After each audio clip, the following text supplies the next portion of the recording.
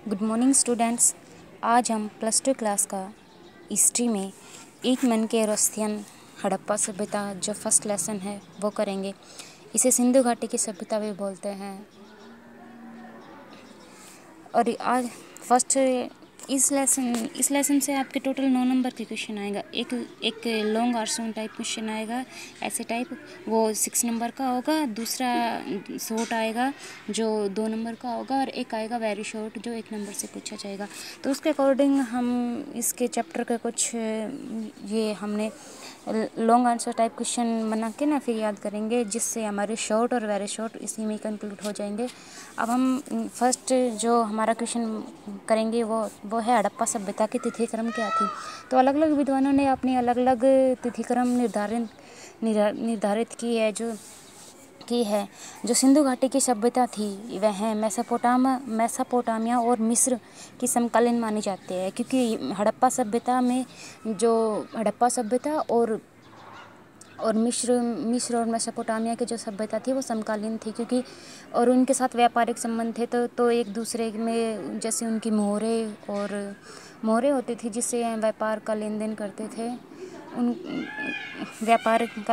थे। तो वो एक दूसरे में पाए गए हैं, जैसे हड़प्पा में मिस्र की और मेसोपोटामिया की, और मेसोपोटामिया हड़प्पा सभ्यता की कुछ मोहरें प्राप्त हुई है। तो इससे हम अनुमान लगा सकते हैं कि यह हड़प्पा सभ्यता मेसोपोटामिया की समकालीन थी।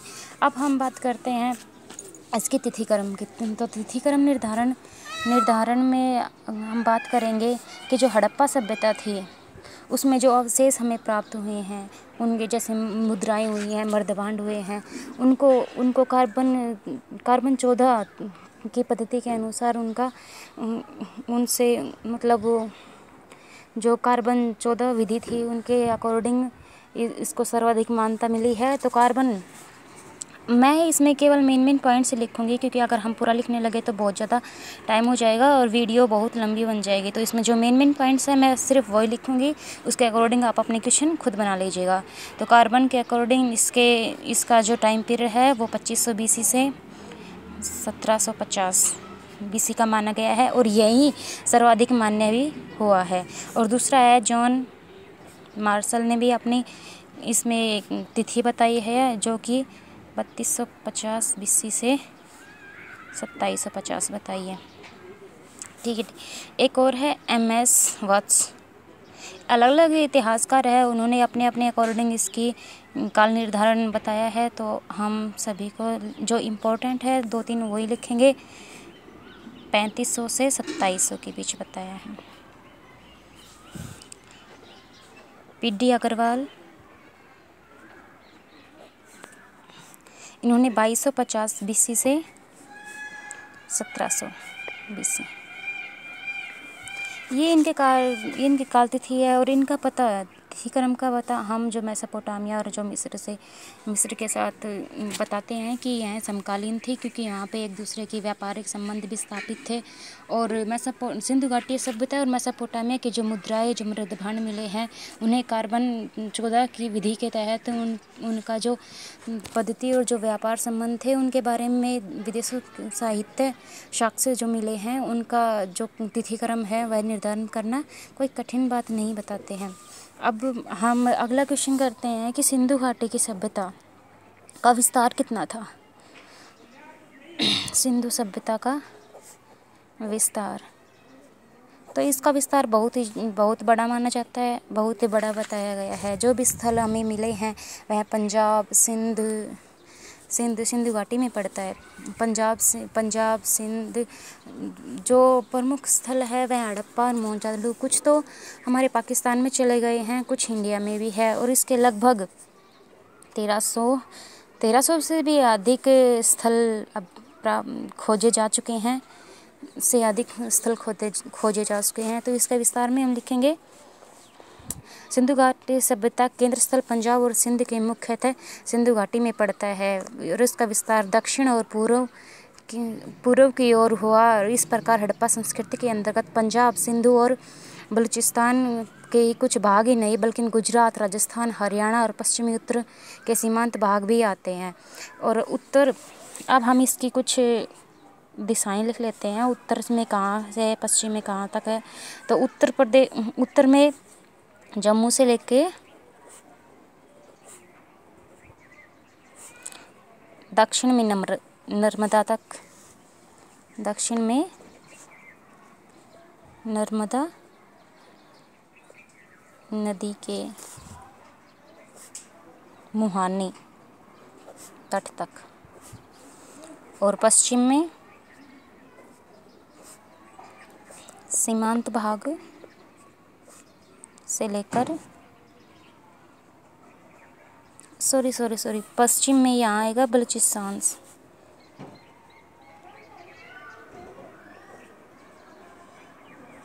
बलूचिस्तान के मकान समुद्र तट तक, तट से लेकर उत्तर पूर्व में मेरठ तक था।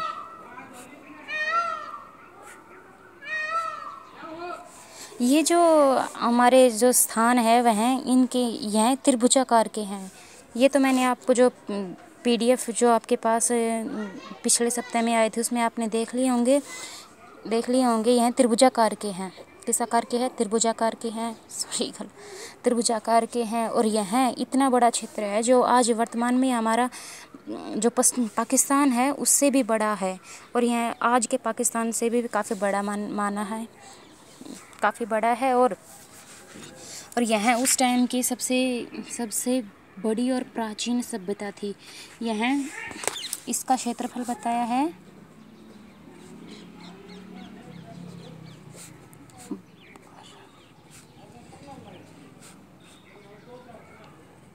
12 किलोमीटर कि ये बताया है। जो प्राचीन जो विश्व की संस्कृति थी उसमें सबसे बड़ा जो क्षेत्रफल है वह हड़प्पा सभ्यता की है। यह मेसोपोटामिया और मिस्र से भी काफ़ी बड़ी थी। तो अब हम करते हैं कि इस सभ्यता की खोज कैसे और किसने की, किस प्रकार ये अस्तित्व में आई। तो हम यहाँ पे क्वेश्चन और बनाएंगे जो होगा हड़प्पा सभ्यता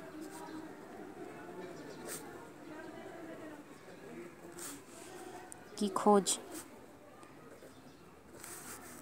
या फिर की खोज किस प्रकार हुई, या फिर किस तरह वह अस्तित्व में आई, किसने और कैसे की। ये क्वेश्चन बनता है किसने और कैसे की। इसमें हम बताएंगे कि जो हमारा हड़प्पा सभ्यता है वह किस प्रकार अस्तित्व में आई। तो यह 1856 में आप सभी लोग जानते होंगे कि इस टाइम 1856 ईस्वी में इंडिया में अंग्रेज़ों का राज था। उस टाइम लॉर्ड डलहौजी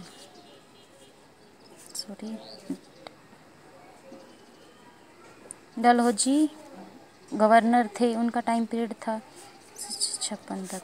तो उन्हीं के टाइम पर भारत में रेल चलाई गई थी।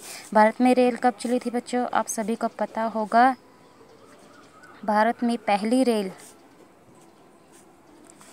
16 अप्रैल 1853 में चली, जो कहाँ तक चली थी? मुंबई और थाने के बीच, मुंबई टू थाने के बीच।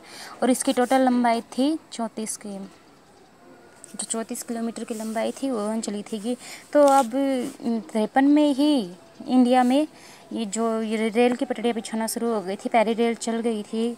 तो उसी के अकॉर्डिंग उस टाइम पे यहाँ पे वो रेल चली। 1556 में 53 में रेल चलना स्टार्ट हो गई थी। 56 में ईस्वी में जॉन ब्रंटन नामक एक अंग्रेज अधिकारी को मुल्तान से लाहौर तक की रेल की पटरियाँ बिछाने का काम मिला था। ठीक है। और इस को मुल्तान से लाहौर रेल की पटरियों को बिछाने का काम दिया गया था, और इसमें रेल की पटरियाँ बिछा रहे थे। तो उस टाइम पे इसको बहुत अधिक मात्रा में पत्थरों की आवश्यकता थी। तो लाहौर में पट्टियाँ बिछाने का काम दिया था। लाहौर में इसको पत्थरों की आवश्यकता पड़ी तो वहाँ पे सिंधु नदी के किनारे, किस नदी के किनारे? सिंधु नदी, एक टीला दिखा तो उसमें वह था हड़प्पा। हड़प्पा नामक नगर में इसने एक टीला देखा और उसी टीले से, उस टीले में इसने मजबूत ईंटें मिली। तो अपने इस मज़दूरों को बोला कि उस टीले से मतलब ईंटों को ले आइए। तो इस तरह से जॉन ब्रंटल ने उस टीले से मजबूत ईंटें मिली और वह अपने रेल के पटरी के बिछाने में काम आई। तो इस तरह से हम देखते हैं कि ईंटें निकालने से बहुत सारे जो वहाँ के स्थल थे वह नष्ट। बच्चों 1853 से और 56 के बीच वायसराय रहे थे लॉर्ड कर्जन। तो कर्जन ने पुरातत्व विभागों की खोज करने के लिए एक विभाग नियुक्त किया था। उस विभाग का नाम था भारतीय पुरातात्विक पुरातत्व विभाग सर्वेक्षण। यह विभाग की स्थापना की थी और इसका मुख्यालय, जो सबसे बड़ा मुख्यालय था, वहाँ था कोलकाता में। कहाँ था? कोलकाता थे। और जहाँ पे जो अवशेष मिले थे लॉर्ड कर्जन को, जो अवशेष मिले थे वह इस विभाग में रख दिए गए थे। ठीक है बच्चों। लॉर्ड कर्जन के टाइम में 53 से 18 के बीच में अलेक्जेंडर कनिंघम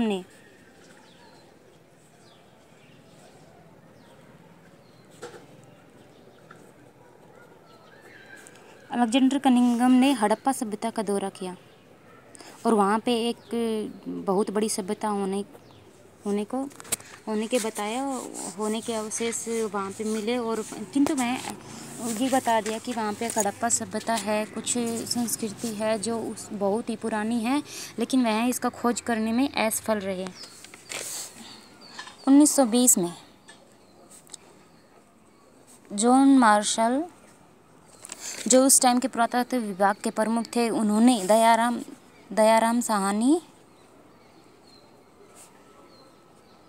और दूसरा था राखालदास बनर्जी,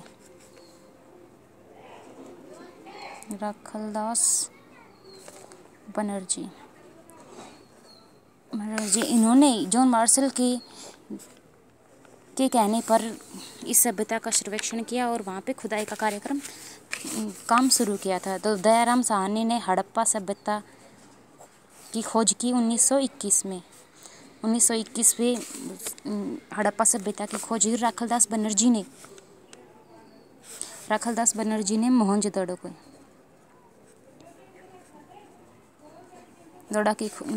की खोज की, जो की 1922 ईस्वी में। और यह दोनों 1921 और 22 में इन दो हड़प्पा स्थलों की खोज करने में सफल रहे।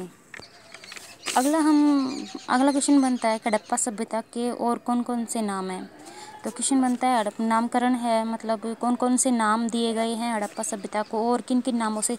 आपके 1 या 2 नंबर के क्वेश्चन में आ सकता है कि हड़प्पा सभ्यता को और किन नामों से जाना जाता है। तो हड़प्पा सभ्यता को और अन्य नाम है सिंधु घाटी सभ्यता,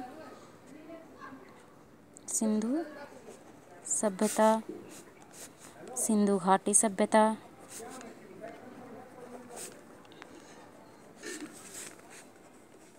सिंधु सरस्वती सभ्यता, क्योंकि कुछ स्थान हमें सरस्वती नदी के किनारे भी मिले हैं तो इसलिए इसे सरस्वती सभ्यता भी बोलते हैं।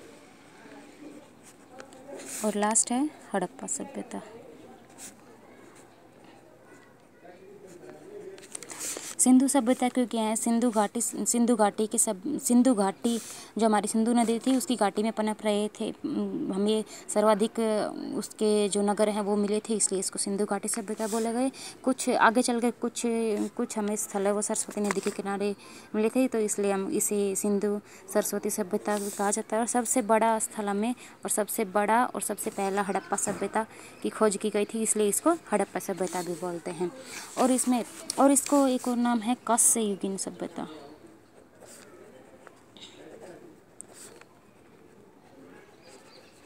क्योंकि इस टाइम पे लोग तांबे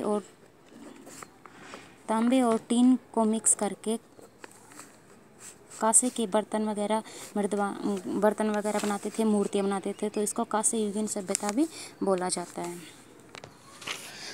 अगला क्वेश्चन बनता है कि हड़प्पा सभ्यता में प्रमुख स्थल और किस किस नदी के किनारे हुए, किसने खोजे, कब खोजे, ये सब आपको फ़ोटो के थ्रू आपके पास भेज दिए जाएंगे। फ़ोटो में आप देख लेना कि कौन सा स्थान किस नदी के किनारे